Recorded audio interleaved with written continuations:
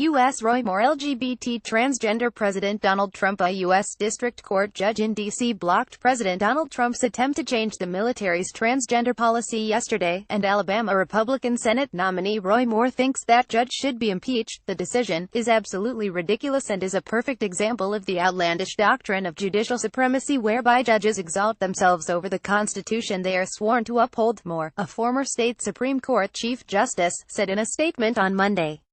His remarks came after Judge Colleen Collar-Cottley ruled that Trump's July 2017 directive, which would have banned all new transgender recruits from enlisting, violates the Fifth Amendment right to due process. The judge ruled that the directive cannot be enforced while the case works its way through the court.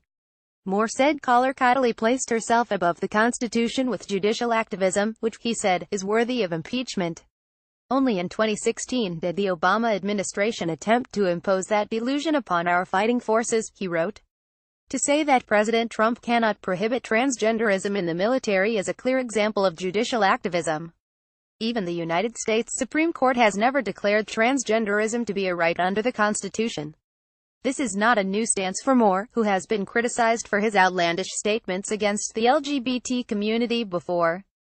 Keep up with this story and more by subscribing. No Moore, a Christian conservative and former Chief Justice of the Alabama Supreme Court, was removed from the court after he refused to take down a Ten Commandments monument. He was also suspended from Alabama's Supreme Court for refusing to recognize the legalization of gay marriage nationwide and has urged state governors and legislators to do the same.